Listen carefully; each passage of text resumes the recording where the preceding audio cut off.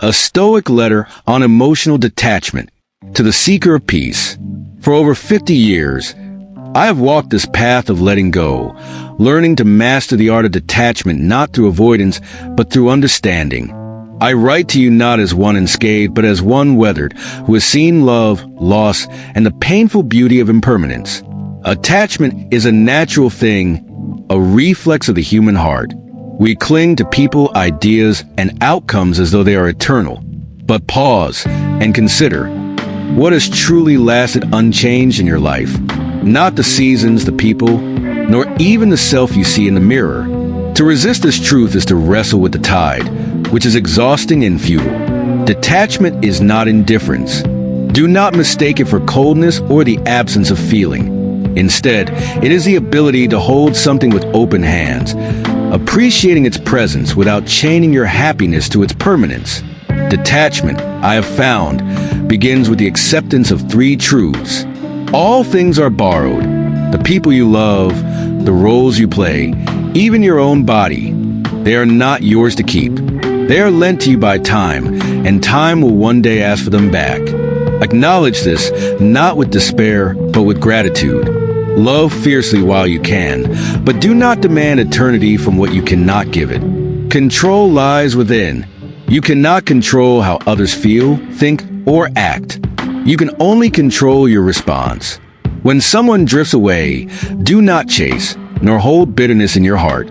Instead, reflect. Did you give your best? If so, let that be enough. If not, let it be a lesson. In either case, release the burden of control. It was never yours. Embrace the void. Detachment often leaves an ache, a hollow space where someone once stood. Do not fear this void. It is the seabed of growth. Fill it with what nurtures you. The pursuit of knowledge, the cultivation of inner virtue, and the building of a life that stands strong, even in solitude. In my years, I have learned that grief is not a failing, but a sign that you lived and loved well. Detachment does not erase grief, but it tempers it, allowing you to feel its sharpness without being consumed by it. When the waves of longing come, let them pass through you, like wind through an open window. Above all, be gentle with yourself. Detachment is a practice, not a destination. Some days you will falter.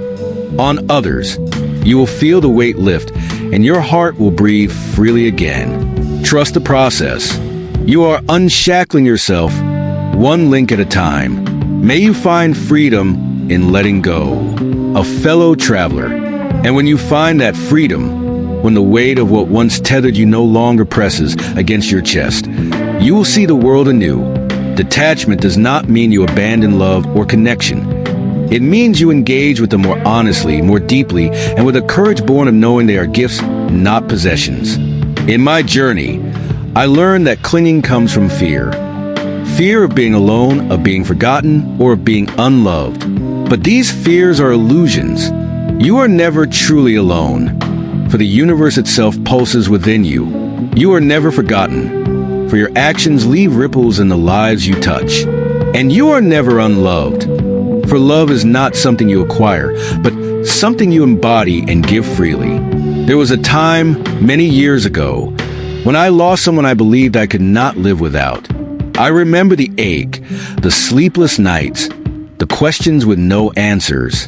In my despair, I turned to the writings of Marcus Aurelius, who reminded me to look inward, to understand that the only power anyone has over me is the power I give them. Slowly, I began to reclaim myself. I started by observing my thoughts, not judging them, but letting them flow like a river. I realized how much of my suffering came not from the loss itself, but from my resistance to it. By surrendering to reality, I found a peace I had not known. If you feel overwhelmed by the process of detachment, begin small. Take one moment, one thought, one attachment, and ask yourself, what would happen if I let this go? Not forever, just for now. You will find that letting go is less like falling and more like floating. Remember, too, that detachment is not a rejection of life, but an embrace of its truth. To detach is to love without condition, to give without expecting a return, and to live with the awareness that nothing is owed to us, yet everything is a gift. This is not just the wisdom of the Stoics, but of life itself, written in the passing of seasons, the setting of the sun, and the impermanence of every breath. I urge you to hold on to this. Detachment is a form of love, the highest form, in fact.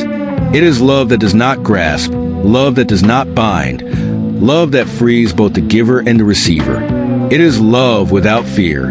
In time, you will see that the things you thought you couldn't live without were never the source of your happiness. The source was always within you, waiting patiently to be uncovered. Detachment allows you to find it. As you walk this path, know that you are not alone. There are countless others like me who have faced the same struggles and emerged stronger. We are proof that it is possible to let go and still live fully, joyfully, and with open hearts. May you find the strength to release, the courage to embrace impermanence, and the wisdom to cherish what remains. Yours in shared experience and understanding, a fellow traveler. And so, dear friend, let me offer one final reflection. A lesson learned not in a single moment, but through decades of trial, error, and quiet contemplation. Detachment is not the end of connection, but its transformation. It is the recognition that love, in its purest form, does not seek to possess. True love, be it for a person, a dream, or even life itself, is a celebration of what is, not a lament for what is not. There will be moments, even after you release someone or something, when the old ache will return. A familiar song, a scent, a photograph. These things may stir the embers of longing. When that happens, do not resist it. Sit with it as you would with an old friend. Acknowledge the feeling, but do not allow it to take the reins of your mind. Tell yourself, this too is temporary. Over time, you will notice a subtle shift. The memories that once caused pain will begin to bring peace. The spaces that once felt empty will become places of possibility. This is the miracle of detachment. It turns endings into beginnings. Do not rush this process.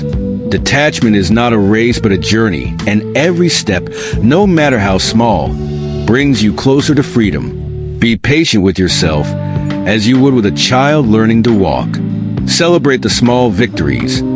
A day without reaching out, an evening spent in quiet contentment, a moment of clarity when you realize you are stronger than you thought.